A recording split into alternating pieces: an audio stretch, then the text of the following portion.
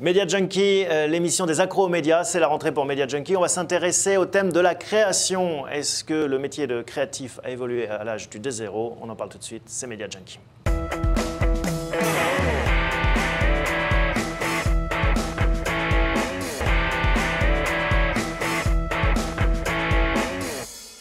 Pour parler de la création à l'âge du 2.0, je reçois deux invités, le directeur général de Buzzman, Thomas Granger, bonjour. Bonjour. Et puis à vos côtés, Branislav Peric, bonjour. Bonjour. Chez DDB, responsable de l'interaction, mais également auteur du blog Branislav Peric's Posteros.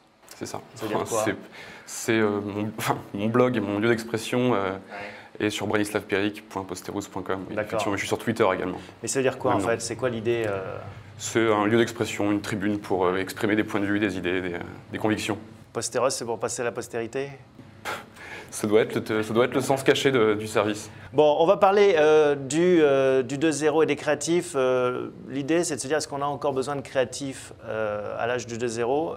Vous étiez choqués par cette question, tous les deux. Choqué, non, c'est pas le terme. En revanche, c'est une question dans laquelle il y a déjà une réponse. C'est-à-dire qu'en effet, on a toujours besoin de créatifs, qu'on soit au 2.0 ou au 2.1 ou 2.2, ce que vous voulez. Alors, on a toujours besoin de créatifs, puisqu'on a besoin d'engager une conversation avec les consommateurs. Et pour engager une conversation, il faut démarrer cette conversation. Et la démarrer, c'est avoir la capacité de générer une connexion. Alors une connexion souvent émotionnelle, mais de générer une connexion, et cette connexion, il faut commencer à raconter une histoire pour qu'elle se fasse. Parce que souvent, en effet, le consommateur, à l'âge d'Internet, des médias digitaux, prend la parole en général pour attaquer la marque. Quand il est déçu, c'est rarement pour faire l'éloge de la marque. Et le rôle, justement, c'est d'engager des conversations positives. Le consommateur réagit et agit proactivement ou réactivement par rapport à la marque tous les jours, constamment, sur toutes les marques avec lesquelles on peut travailler. Pour autant, je pense que le rôle de la création là-dedans, c'est de les faire participer. Les consommateurs ont un rôle dans la création, mais ça ne signifie pas qu'ils sont l'auteur de la création et qu'on doit attendre d'eux de remplacer, de trouver des idées. Je pense qu'au contraire, ils sont très en attente et très friands d'idées fraîches, d'idées nouvelles, d'idées surprenantes, des choses qui auront une valeur pour eux, pour les distraire, qui vont trouver intéressantes ou utiles, et ou qui pourront partager avec leurs amis. Et ça va les valoriser aussi dans leur rôle de dénicheur et d'experts du net. Et je pense que c'est ça le fond de la réponse par rapport à votre question. Je pense que la question formulée comme ça provoque pas mal de réactions. C'est sûr que sur le fond, c'est pas une bascule qui passe d'un côté à l'autre. C'est ni noir ni blanc, c'est gris. Parce que le créatif, on l'imagine comme une diva qui fait sa création et puis après qui va chercher son prix et sa récompense. Le monde a un peu changé maintenant puisque en effet, sur le web, on s'empare du contenu, on peut le distordre, le commenter, le critiquer. Ça, j'imagine que ça fait évoluer le travail de création. Alors, déjà, si je peux me permettre, la première chose, il ne faut pas trop croire à ce qui est écrit ou ce qui est porté à l'écran dans 99 francs. C'est-à-dire que le créatif qui est une diva, je pense, j'y étais pas encore parce que je suis trop jeune, mais je pense que c'est une idée reçue et préconçue des années 80. La réalité d'un créatif dans la publicité, c'est que c'est un métier, c'est des gens qui travaillent. Donc ce ne sont pas des divas. Alors c'est des gens qui ont des sensibilités, comme tous les êtres humains, et plus ils en ont, a priori, plus on peut penser qu'ils ont la capacité de créer des idées ça rejoint ce que je vous disais tout à l'heure, qui crée une connexion émotionnelle. Donc ça c'est le premier point. Un créatif, c'est pas une diva, c'est quelqu'un qui travaille, avant tout, qui travaille pour avoir des idées. C'est quelqu'un qui capte l'air du temps aussi, qui capte la culture commune sur laquelle va surfer une campagne. C'est peut-être de moins en moins facile maintenant, à l'âge où finalement chacun consomme ses médias à la carte, à la demande. On est dans un monde de plus en plus fragmenté. On est dans un monde où la culture est très complexe, très difficile à appréhender, c'est difficile d'en faire le tour. Et ce qui caractérise des bons créatifs aujourd'hui, qu'ils soient jeunes ou moins jeunes d'ailleurs, c'est leur capacité justement à absorber cette culture et à être curieux de tout, tout le temps.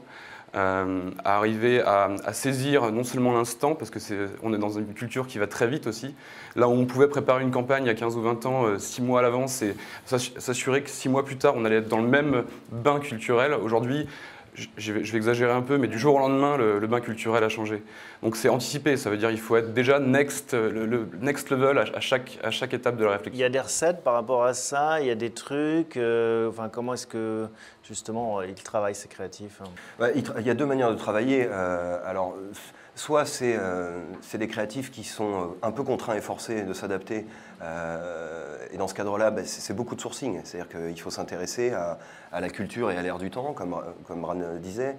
Donc s'y intéresser, ça veut dire prendre du temps, être curieux, pour pouvoir se nourrir de tout ça. Et puis il y a une deuxième manière, alors qui est plus liée souvent, on parlait d'âge il y a quelques instants, à une génération. Ça ne veut pas dire qu'en effet, quand j'ai 45 ans, je ne suis pas forcément un bon créatif, hein, à partir du on moment espère. où tant mieux. À partir du moment où je bosse. Après, oui,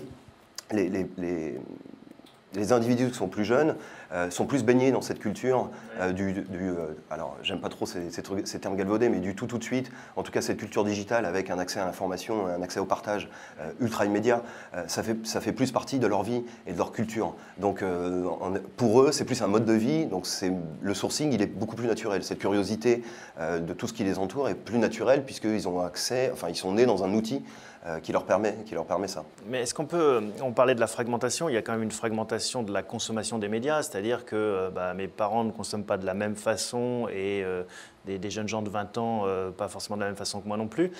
Justement, est-ce qu'il faut adapter la création à chacun de ces univers? Est-ce que là aussi il y a une fragmentation des créations? Je pense qu'il faut être au carrefour de tout ça en fait, c'est-à-dire qu'on ne peut pas raisonner simplement en se disant que le français est devenu internaute et ne regarde plus la télévision, ne lit plus la presse ou n'écoute plus la radio, c'est complètement faux. En réalité, tout est dans la demi-mesure et c'est naturel d'accentuer le trait du digital, histoire de lui donner l'importance qu'il mérite, parce que c'est aujourd'hui la surface d'impression de la culture d'aujourd'hui, voilà, entre guillemets, c'est comme ça que je le résumerai. Mais pour autant, articuler la communication aujourd'hui et des idées, de la création, c'est aussi bien sur des grands médias que en digital, et tout ça doit marcher en bonne intelligence ensemble. Je voudrais rajouter deux choses là-dessus. Les médias sont complémentaires entre eux. Il n'y a pas de cloisonnement. C'est-à-dire que vous parliez de consommation média. La réalité d'une consommation média aujourd'hui, alors checkons les études sur les tranches d'âge, les catégories socio-professionnelles. La réalité, c'est que tout le monde est exposé à tous les médias. C'est une réalité, alors, avec un usage un peu différent. Donc déjà, il n'y a pas de cloisonnement. Tous les médias sont complémentaires pour pouvoir raconter une histoire. Ça, c'est le premier point. Mais par exemple, vous, quand vous faites la campagne, parce que c'est une campagne qui marche très fort en ce moment, qui est dans l'actualité, Hunter Shoots a Bear. Ouais. C'est une campagne purement web. Oui, c'est une campagne purement web qui prend toute son essence et qui est diffusée sur le média web. Fondamentalement. Mais vous espérez qu'elle remonte dans les médias plus traditionnels, c'est ça le pari? Ça fait il n'y a pas de déclinaison médias traditionnels? Non, il n'y a pas de déclinaison médias traditionnels et ça fait partie des critères d'évaluation, ou en tout cas ça fait partie du prisme à travers lequel on regarde les campagnes qu'on propose à nos annonceurs, c'est cette notion de talkability. C'est-à-dire dans quelle mesure la campagne qui va exister, donc on va essayer de faire exister, a la capacité à un moment de saisir un instantané de l'air du temps et donc de pouvoir générer un contenu intéressant pour des médias classiques, mais qui le reprennent de manière éditoriale. Si on revient sur la genèse, justement, sur la création de Hunter Shoots a Bear, on peut voir des images avec ces différentes versions. On rappelle, c'est Tipex, finalement, la vidéo s'arrête, on prend le Tipex, on efface et on peut changer la version plutôt que de tirer sur l'ours. On peut manger l'ours, on peut faire beaucoup de choses avec l'ours. 42 versions, c'est ça? 42 scènes, oui. Comment c'est né tout ça?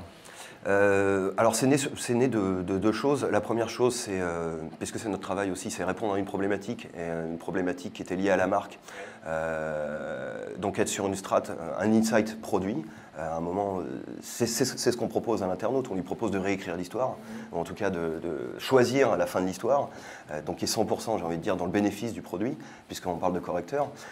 Et puis la deuxième dimension, c'est ce qu'on évoquait il y a quelques instants, c'est-à-dire qu'il y a un moment, chez Buzzman, on travaille avec des créatifs qui sont imprégnés de cette culture web, qui donc, de manière très naturelle, ont la capacité de proposer des idées qui peuvent avoir un écho sur ce média, en tout cas, ou sur d'autres aussi, mais sur ce média, et c'est le parfait exemple, Tipex, c'est-à-dire que c'est l'utilisation d'une plateforme qui est la plus grosse plateforme vidéo du monde, avec le plus d'audience, de certains de ces codes, et en même temps, de codes qui peuvent exister grâce aux médias digital. C'est aussi ça qui est intéressant dans le média digital, c'est que ça ouvre le champ des possibles, donc l'interaction, faire baisser les défenses immunitaires, c'est-à-dire qu'on est sur des codes et on détourne ces codes.